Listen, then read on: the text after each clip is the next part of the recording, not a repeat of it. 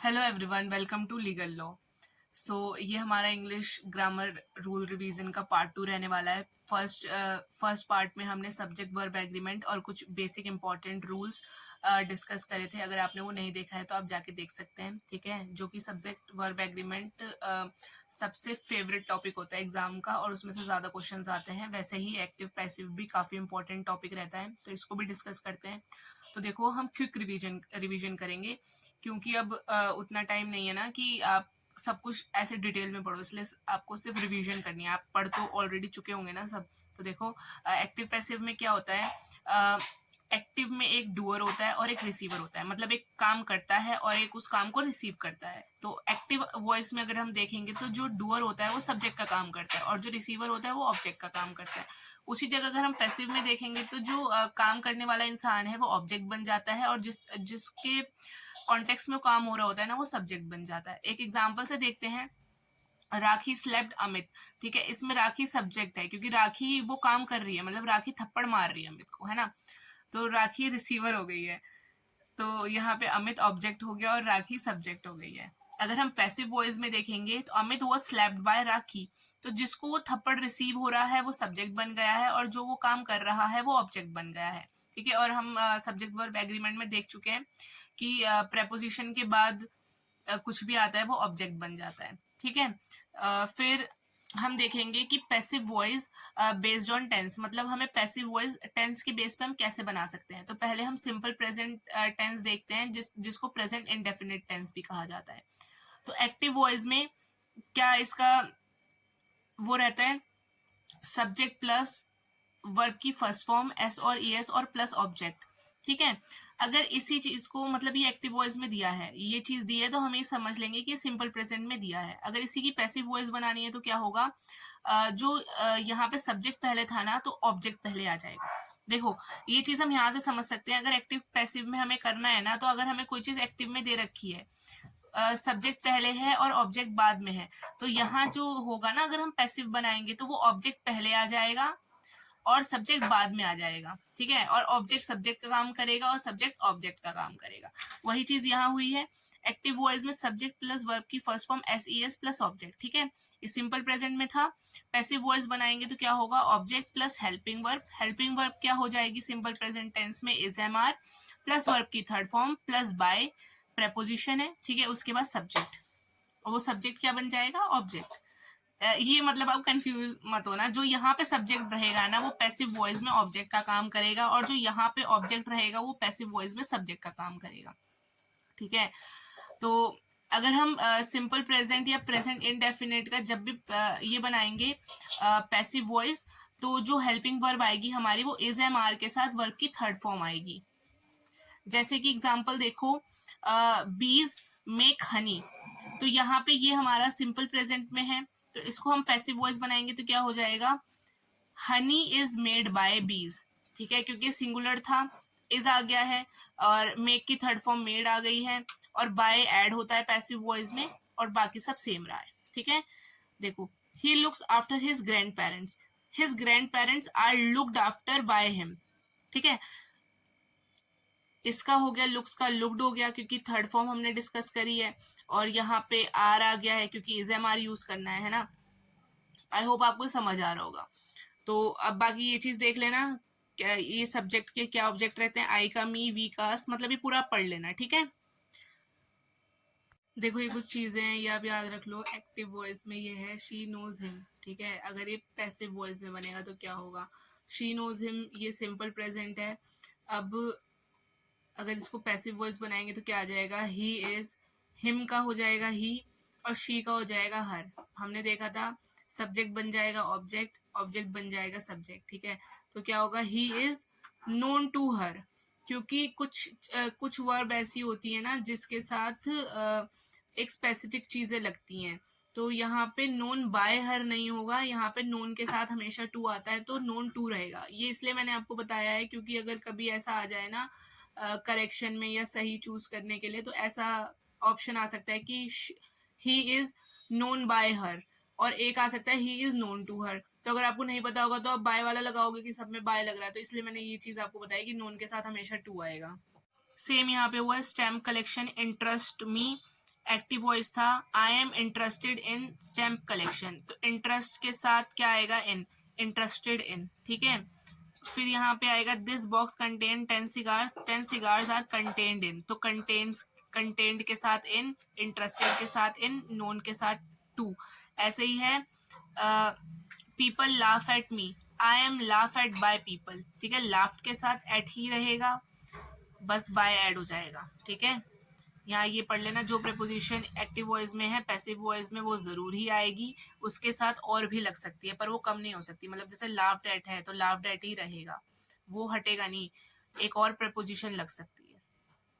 Next rule है हमारा present continuous tense का, इसमें एक्टिव वॉइस का जो है subject plus is am are plus verb की first form I N G plus object. अगर इसको पैसिव वॉइस में करेंगे तो क्या रहेगा, ये तो आपको पता है ना, सब्जेक्ट की जगह ऑब्जेक्ट आ जाएगा, इज एम आर रहेगा, आई एन जी की जगह बीइंग आ जाएगा प्लस वर्ब की third form by plus subject, ठीक है।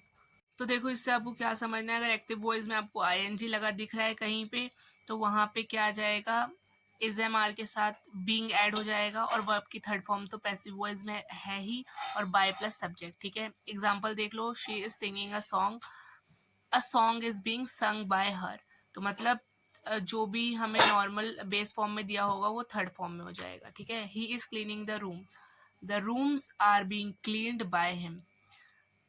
क्या याद रखना है, वर्ब की थर्ड फॉर्म पैसिव वॉइस में होगी ही होगी, बाय आएगा ही आएगा, सब्जेक्ट ऑब्जेक्ट बन जाएगा, ऑब्जेक्ट सब्जेक्ट बन जाएगा, ठीक है। ये चीज़ तो कंपलसरी है। सिंपल प्रेजेंट में देखा था सब कुछ हटा के इज एम आर ऐड हो जाएगा, और यहाँ पे प्रेजेंट कॉन्टिन्यूस में जहाँ इज एम आर हमें ऑलरेडी दिया हुआ है वहाँ अगर हमें आई एन जी दिखेगा तो बीइंग ऐड हो जाएगा, बाकी सब सेम रहेगा, ठीक है। अब यहाँ पे आता है प्रेजेंट परफेक्ट टेंस का रूल। तो एक्टिव वॉइस में क्या रूल रहता है, subject plus has have plus verb की थर्ड फॉर्म प्लस ऑब्जेक्ट, ठीक है।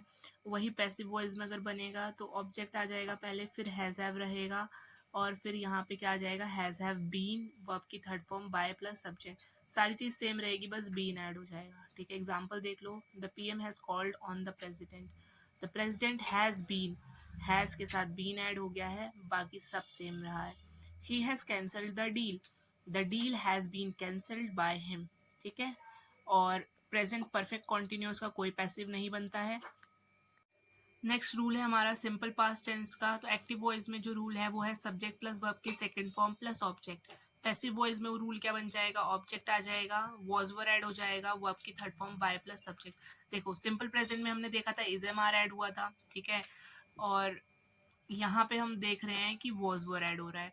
तो उन दोनों में आप डिफ्रेंशिएट कैसे करोगे, जो सिंपल प्रेजेंट था वहाँ पे नॉर्मल वर्ब की फर्स्ट फॉर्म ही लग रही थी, पर अगर तो अगर फर्स्ट फॉर्म लग रही है तो आपको पता है यहाँ पे इज एम आर ऐड होगा, सिंपल प्रेजेंट है। पर जब आप वर्ब की सेकंड फॉर्म देखोगे तो आपको पता चल जाएगा सिंपल पास्ट है, तो वहाँ पे आप वॉज वर्ड लगा देना, बाकी सब सेम रहेगा कि वर्ब की third form by plus subject. Example के लिए, the storm did much damage, तो डिड सेकेंड फॉर्म हो गई है तो क्या होगा, much damage was done by storm, ठीक है।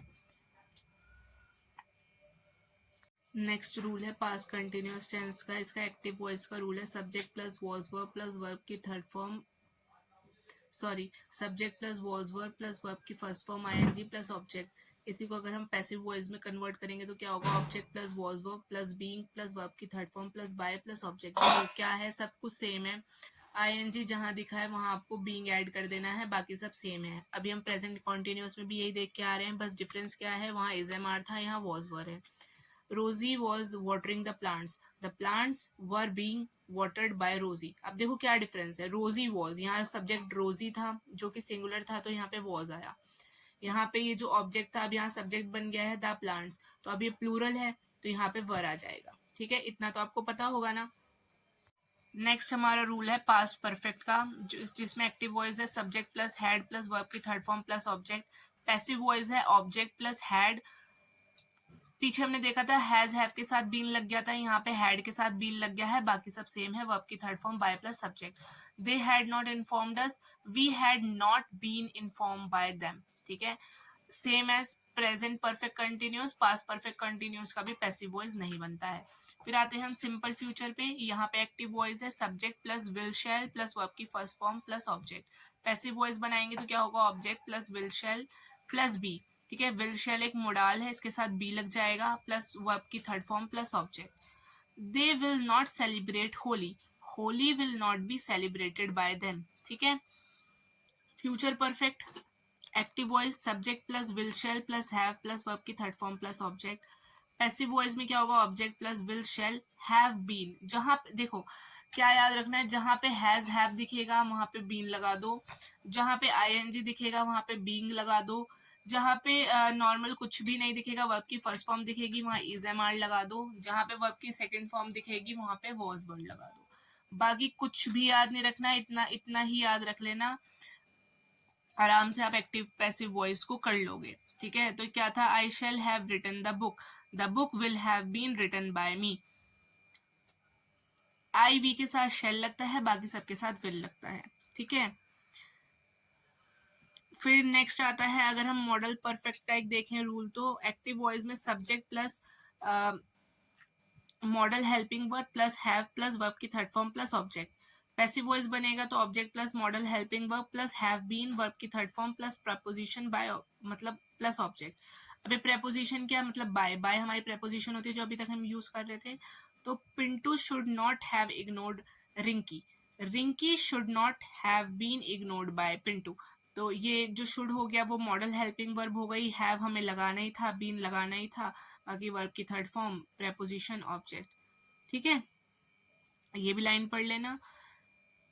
देखो एक होता है कॉन्सेप्ट ऑफ अबाउट टू। इसमें एक्टिव वॉइस का क्या रूल होता है, subject plus is am are was verb मतलब कुछ भी लगा रहेगा, फिर अबाउट टू वर्ब की फर्स्ट फॉर्म लगी रहेगी और ऑब्जेक्ट, मतलब एक्टिव वॉइस में अबाउट टू के साथ वर्ब की फर्स्ट फॉर्म और ऑब्जेक्ट लगा रहेगा। इसका पैसिव बनाएंगे तो सब कुछ सेम रहेगा, बस अबाउट टू के साथ बी और वर्ब की थर्ड फॉर्म हो जाएगी। ठीक है। We are about to invite you, you are about to be invited by us, I am about to write a book is about to be written by me. ठीक है। Verb की third form about to के साथ be लग जाएगा और verb की third form लग जाएगी। देखो नेक्स्ट रूल हम आपके आर्टिकल्स का देख लेते हैं। ठीक है। इसमें हम क्या करेंगे, ये आपके एरर में बहुत काम आ सकता है, क्योंकि एरर में क्या आप आर्टिकल्स ढूंढोगे और नॉर्मल जो हमने फर्स्ट पार्ट में डिस्कस करा था वो सब आपके यूज में आएगा एरर में। तो इतना आपको पता है कि जब कोई नाउन होता है या जब कोई काउंटेबल चीज होती है उसी के साथ हमेशा आर्टिकल लगता है। ठीक है। जैसे कि मोहित इज अ बॉय, मोहित एक लड़का है, Mohit is an extremely intelligent boy. तो यहाँ पे हमने किस हिसाब से आर्टिकल लगाया है, यहाँ पे ई आ गया जो कि एक वॉवल था तो इसके साथ एन लग गया है, यहाँ पे ये नॉर्मल था तो ए लग गया है। ठीक है। इतना आपको पता होगा। फिर जो हमारा नेक्स्ट है वो है अनकाउंटेबल नाउन के साथ कभी भी हमारा ए और एन नहीं लगता है। कब ए और एन अनकाउंटेबल नाउन के साथ कभी नहीं आएगा, पर अनकाउंटेबल नाउन के साथ दा आ सकता है। उसकी भी एक कंडीशन है, जब कोई हम डेफिनेट चीज पे पॉइंट कर रहे होंगे ना तभी हम दा के साथ अनकाउंटेबल नाउन लिख सकते हैं। जैसे कि यहाँ पे एक एग्जांपल है, water is necessary for life. तो यहाँ पे हम कोई आर्टिकल नहीं लगाएंगे, यहाँ पे ऐसे थोड़ी लिख सकते अ वाटर इज नेसेसरी या the water is necessary for life, नहीं, क्योंकि एक पर्टिकुलर पानी की बात नहीं हो रही है और पानी को हम मेजर नहीं कर सकते तो ए और एन नहीं लग सकता है। यहाँ पे बात हुई है water of this river is very dirty, तो यहाँ पे एक पर्टिकुलर रिवर के बारे में बताया है ना, तो इसलिए यहाँ दा हो गया है, दा लिख दिया हमने, क्योंकि अगर किसी डेफिनेट चीज के बारे में बात करें तो वहां दा आएगा। ठीक है।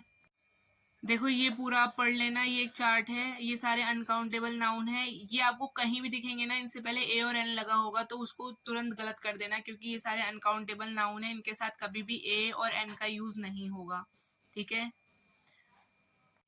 देखो ये चार्ट है, ये इंपॉर्टेंट चार्ट है। ठीक है। ये चार्ट है फ्रेजेस का जिनके साथ कोई भी आर्टिकल नहीं लगता है, पर आपको क्या दे दिया जाएगा, मतलब ऐसे ही इनकरेक्ट है और ये करेक्ट है। जैसे बाय द चांस, अब बाय द चांस दिया है, आप सोचोगे ये करेक्ट है, पर इसका जो करेक्ट फॉर्म होती है वो बाय चांस होता है। At a risk, at risk, तो या पढ़ लेना। ठीक है। मैं एक बार बता देती हूँ, एट द लीस्ट नहीं होता, एट लीस्ट होता है। एट द वर्क नहीं होता, एट वर्क होता है। एट द एंकर नहीं होता है, एट एंकर होता है। ऐसे इन द फैक्ट नहीं होता है, इन फैक्ट होता है। ठीक है। बाय द मिस्टेक नहीं होता है, बाय मिस्टेक होता है। फिर हम यहाँ देखेंगे तो ये कुछ है, बाय द रोड नहीं होगा, बाय रोड, बाय सी, ऐसा सब होगा। ऑन द ड्यूटी नहीं होगा, ऑन ड्यूटी होगा। कैच द फायर नहीं होगा, कैच फायर होगा। तो ये सारी चीजें आप देख लेना, ये आपको एरर डिटेक्शन में काम आ सकती हैं। ठीक है।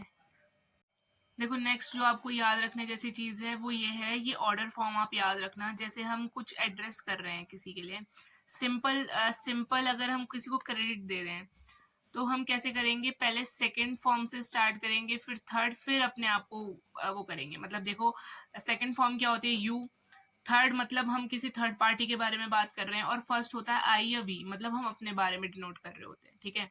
तो अगर किसी को कोई हम क्रेडिट दे रहे होंगे कि मतलब किसी को ऐसा बोल रहे होंगे कि अरे ये इतना अच्छा तो आपकी वजह से हुआ है ना, किसी अच्छी चीज में बोल रहे होंगे, तो पहले आप सेकंड पर्सन को डिनोट करोगे, फिर थर्ड पर्सन को करोगे, लास्ट में आप अपने आप को लेके आओगे। ठीक है।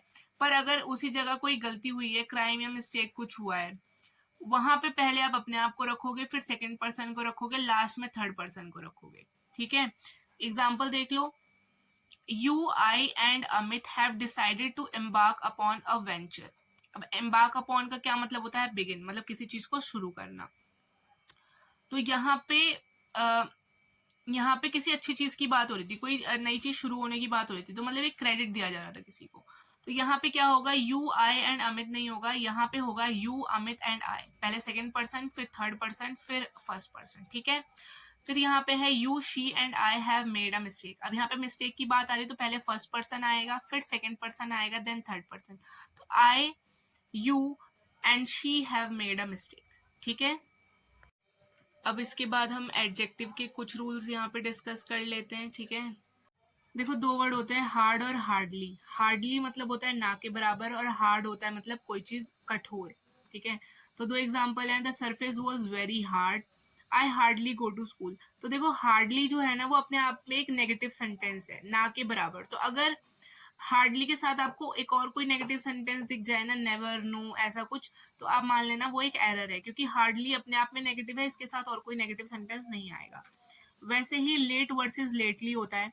लेट का मतलब होता है देरी से, और लेटली का मतलब होता है अभी अभी, मतलब रिसेंट में कुछ हुआ है। तो Rajan was pulled up by the teacher because he come lately या लेट। तो देखो राजन वॉज पुल्ड अप का मतलब क्या होता है, स्कोल्ड, मतलब डांटना। ठीक है। राजन को डांट पड़ी क्योंकि वो आया था, कब आया था, लेट आया था। लेटली तो नहीं हो सकता ना, तो लेट आया था। ठीक है। अब यहाँ पे आप लिटिल और द लिटिल का कॉन्सेप्ट देख लो। लिटिल होता है ना के बराबर, अ लिटिल होता है थोड़ा सा, द लिटिल होता है जितना है वो सारा। देखो लिटिल जो होगा ना वो ना के बराबर है तो वो नेगेटिव सेंस में यूज होगा, अ लिटिल है वो थोड़ा सा है तो वो पॉजिटिव सेंस में यूज होगा, द लिटिल है वो जितना वो सारा का सारा मुझे दे दो। ठीक है। तो ये हमेशा ना अनकाउंटेबल नाउन के साथ यूज होगा। जैसे a little knowledge is dangerous thing, मतलब अ लिटिल, यहाँ पे लिटिल नहीं हो सकती, यहाँ पे होगा ना के बराबर। नॉलेज डेंजरस नहीं हो सकती, मतलब जब नॉलेज ना के बराबर है तो वो क्या डेंजरस होगी, तो मतलब थोड़ी सी नॉलेज डेंजरस है, तो यहाँ पे अ लिटिल आ जाएगा। फिर आएगा I would like to take a little milk, मतलब मुझे थोड़ा सा मिल्क चाहिए। फिर the little time I spent in your company was memorable, मतलब जितना है वो सारा जो टाइम मैंने आपके साथ स्पेंड करा है ना आपकी कंपनी में, वो बहुत मेमोरेबल है। सेम हम देखते हैं जैसे लिटिल वाला कॉन्सेप्ट अनकाउंटेबल नाउन के साथ यूज होता है, वैसे ही फ्यू, अ फ्यू और द फ्यू वाला कॉन्सेप्ट जो होता है वो काउंटेबल नाउन के साथ यूज होता है। मतलब जहां पे अनकाउंटेबल नाउन होगा वहां आप लिटिल वाला यूज करोगे, और जहां काउंटेबल नाउन होगा वहां फ्यू वाला कॉन्सेप्ट यूज करोगे। सेम है, फ्यू ना के बराबर, अ फ्यू थोड़ा सा, द फ्यू जितना है वो सारा।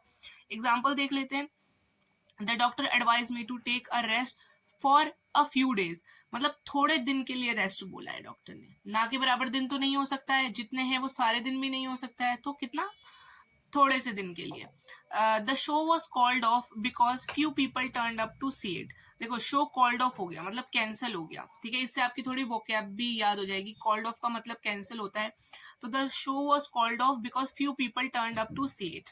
टर्न अप मतलब अराइव। ठीक है। ये भी आपको न्यू वर्ड जानने मिला।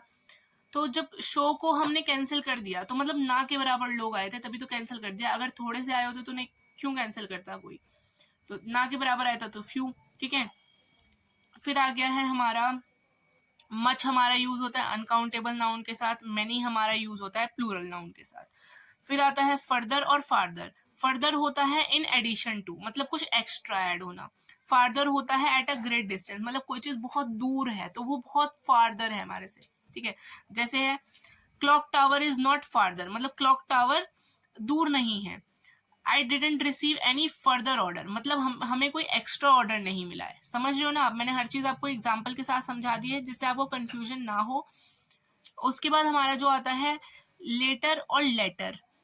तो लेटर का मतलब होता है दो में से दूसरा, मतलब दो चीजों की बात की हुई है, एक इंसान है दूसरा इंसान है, हम बोलेंगे the letter one is good, तो मतलब दो में से जो दूसरा वाला है ना वो गुड है, ठीक है। और लेटर का मतलब होता है देरी से। फिर उसी जगह होता है लेटेस्ट और लास्ट। लास्ट होता है दो में से आखिरी, दो से, ठीक है। और लेटेस्ट होता है new year return, new year recent, sorry for the mistake, new year recent. अब लेटर कहाँ पे यूज होगा, जब दो लोगों की बात हुई है, दो में से जो दूसरे की बात हो रही है तब लेटर यूज करेंगे। लास्ट में, देखो सॉरी मेरे से एक मिस्टेक हुई है, लेटर दो में से दूसरा, लास्ट होता है दो से ज्यादा जब लोग होते हैं ना उसमें से किसी लास्ट आखिरी की बात हो जाती है। मतलब जैसे चार लोग हैं, ठीक है, कोई भी एक दो तीन चार लोग हैं, इसमें से इस वाले की बात हो रही होगी तो उसके लिए लास्ट यूज होगा। पर यहाँ पे एक और दो लोग हैं, इसमें से इसकी बात हो रही होगी तो लेटर यूज होगा, ठीक है। आई होप आपको समझ आ गया होगा। देखो हमारा जो लास्ट कॉन्सेप्ट है वो है एल्डर वर्सेस ओल्डर वाला। तो older refers to age only, person animal things to show comparison in age, ठीक है। और एल्डर जो यूज होता है ना वो सिर्फ अपने फैमिली मेंबर्स में कंपैरिजन करने के लिए कि ये हमसे एल्डर है, मतलब अपने ही फैमिली मेंबर में कंपैरिजन करने के लिए हम एल्डर वर्ड यूज करेंगे, नहीं तो बाकी चीजों में ओल्डर यूज होगा। For example, this car is older than mine, मतलब ये कार मेरी कार से पुरानी है। हर Elder brother is an IPS, तो उसके उसके बड़े भाई की बात हो रही है तो यहाँ पे एल्डर आएगा। और यहाँ पे ओल्डर यूज हो सकता है पर्सन के लिए भी, एनिमल के लिए भी, थिंग्स के लिए भी, अगर उनकी एज में कंपैरिजन हो रहा हो, ठीक है।